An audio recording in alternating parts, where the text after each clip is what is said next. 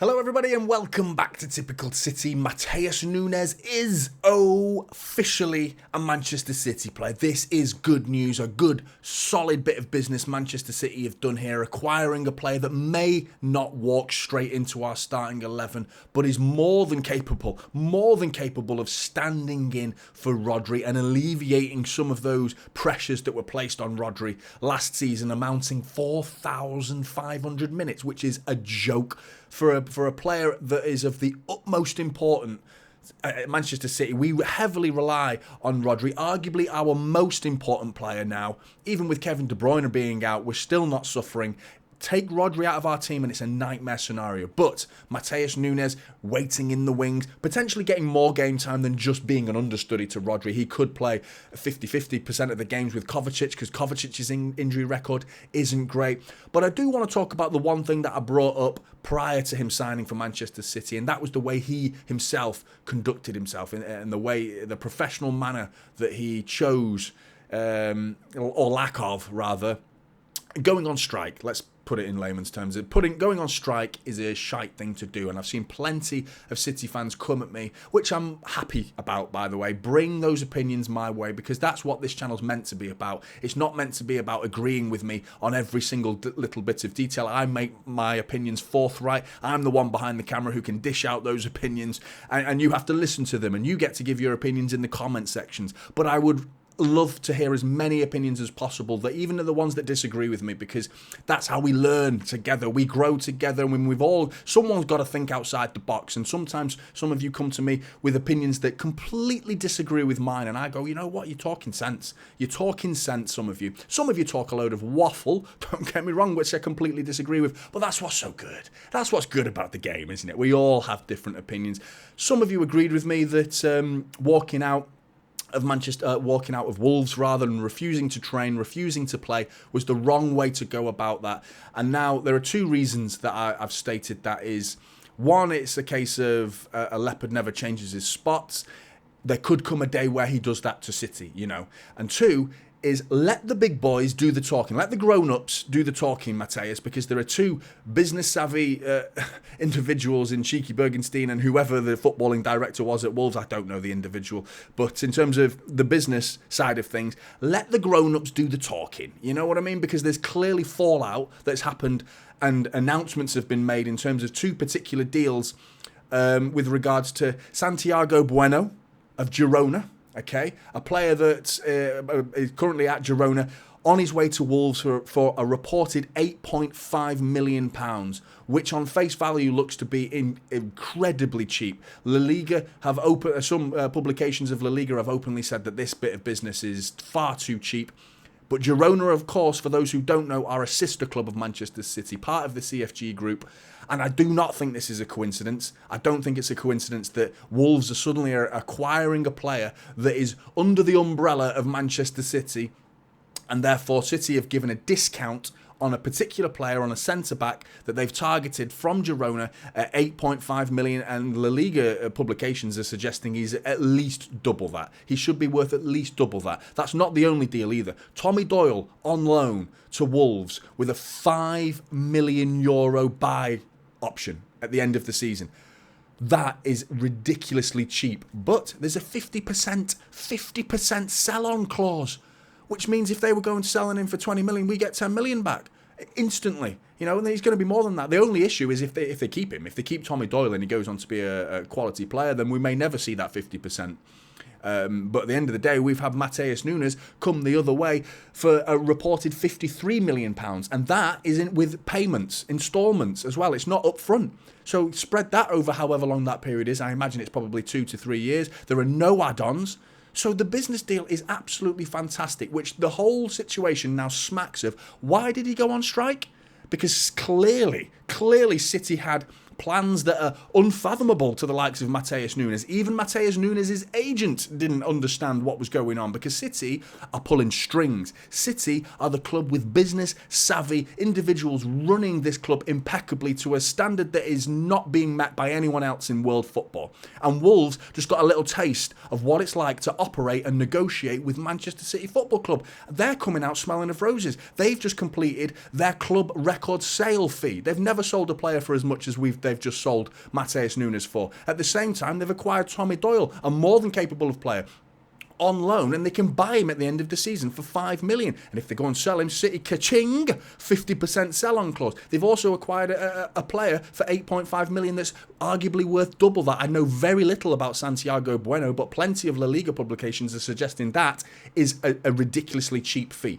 So there is no coincidence that City of Wolves are suddenly acquiring these two players, one directly from City and the other sort of directly from City, or at least directly from the CFG group. And these are this is a fallout now of the situation. So this whole time City had these plans. The whole time City had this set out, a plan laid out for Wolves and Manchester City to negotiate a deal that would get the deal over the line. There was absolutely no need to go on strike. No need to go on strike. Totally unnecessary. So those of you that have said it's the right thing to do and he's got to make his... Just let the big boys do the talking, let the grown-ups talk, finish the deal, and then fantastic, deal done. That's my point. I'm disappointed that in the way he chose to operate and the way he chose to conduct himself. I don't think there was any need for it.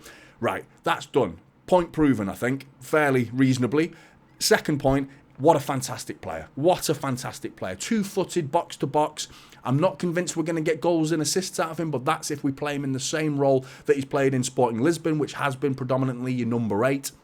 His ability to tackle, I love it, absolutely love it from Matheus Nunes. I think he's incredibly strong for a guy that's as technical as he is. He is a complete player, he's a complete midfielder. The levels he could go to, we're not so sure yet. He's about to enter the peak of his career, so there is potential room for even more growth. Is he going to start ahead of Kovacic? Going off the start of the season, Kovacic's performances have been fantastic. Arguably been our best player so far this season, consistently. You know, and maybe Rodri. Foden had a flash-in-the-pan game against Newcastle. I like to think that could continue as well. But every game, Kovacic has just been a solid 8 out of 10. Every game. So is he going to go in ahead of Kovacic? He's certainly not going to go ahead of Rodri. You know, Rodri's stapled that position as his own. And it's only really... becomes a necessity from a protection point of view, wrapping Rodri in cotton wool, preventing injuries and maintaining the squad's overall health is going to be easier now with Matheus Nunes. Could he play more advanced though? That's the question I'm wondering, because the whole scenario was around Kevin De Bruyne going in for Paquetá, going in for Eze. These two players are more, they're less box to box than Matheus Nunes. I don't quite consider them to be as defensive-minded. I don't consider Matheus Nunes to be outright defensive-minded, but I just think Matheus Nunes has the complete spectrum of a midfielder, from being defensive-minded to creative and attacking-minded. I think Paquetá and Eze, they lean far closer to the attacking side of a midfielder's role compared to the defensive side, especially Eze. Paquetá may be a little bit more box-to-box, and maybe why we targeting him first, ahead of Matheus Nunes. So we have to factor that in. There was a player that we wanted instead of Matheus Nunes.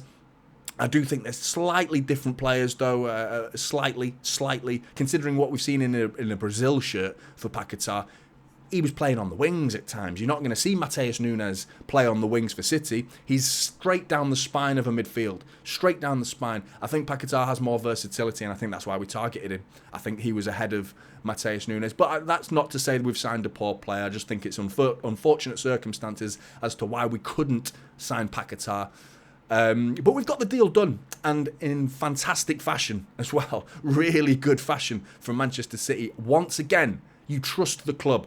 You don't let the player take things into his own hands, because City know what they're doing. They have everything under control. This is arguably, some people could label this a panic buy. I was discussing it. It looks like a panic buy, but the way they've gone about it, even if it was a panic buy, even maybe it's not a panic buy, maybe it's an afterthought, because it was like, right, Paquetá, that's the one we want. We really want Paquetá. We'll go in for him. And we had the rug pulled out from underneath us by some stupid betting allegations that have now got to be investigated. Totally unforeseen circumstances. But City then go in for Matheus Nunes. So my instinct is to think, right, this smells like a panic buy, but no. It's not a panic buy, and that's on me to even suggest it's a panic buy, because I've never seen a club panic and operate in such outrageous business fashion to sell Tommy Doyle, or to loan out Tommy Doyle with a £5 million add-on to get a 50% sell-on clause, and then to get the CFG side of things involved with Girona selling Santiago Beuno for 8.5 million. It's like, that's not panicking. And if it is, that is operating under high pressure, real high pressure. The transfer window was a day away from closing, and all of a sudden City are pulling strings left, right and centre. So you trust the club. They know what they're doing. They absolutely know what they're doing. It's a fantastic bit of business. I feel so safe now in the middle of the park with Matheus Nunes. De Bruyne coming back after, hopefully sooner than Christmas, but potentially at Christmas. I feel solid. I am still concerned about creativity a little bit. That's why I'm hoping Matheus Nunes might be unleashed a little bit more further forward, potentially seeing him create a few more chances, because technically he can do it. I think Kovacic can also do it. But now you've got this midfield trio that could rotate with Rodri, Kovacic and Matheus Nunes. Those three players just ooze class, just oozing quality. You know what I mean? It's brilliant. Really good midfield. It's just that Alvarez role and Foden role now. I think Foden's going to step up to the plate now and do exactly what, or come close to what De Bruyne is capable of. I think that's what City fans want to see from Phil Foden now, and therefore alleviating the pressure for the likes of Kovacic and Nunes, or even Rodri, who seems to be getting forward and getting goals, to do that. There's no need for them to do that anymore because Foden's in that role, Alvarez is in that role. So overall, I'm happy with the transfer window. I will be doing a transfer roundup just to give you my complete opinions on every single bit of business City have done throughout the transfer window. But barring the sale of Gundogan, it's not the sale's good. In terms of the money and just the player wanting to leave, you have to respect that. But the loss has to be highlighted. We can't pretend we didn't lose Gundogan. We can't pretend we didn't lose Mahrez. So good. In terms of overall business, this has been a solid transfer window. Could have been better, but could have been so much worse. Could have been so much worse. But ultimately a fantastic signing. Blues, get your comments in below. I love to hear them. What do you think of Matheus Nunes? Where do you think he's going to play? And instead of who? That's what I really want to know. Get your comments in below. I'd love to hear them. Like and subscribe. Typical City is the channel, and I'll see you in the next one. This is Typical City now.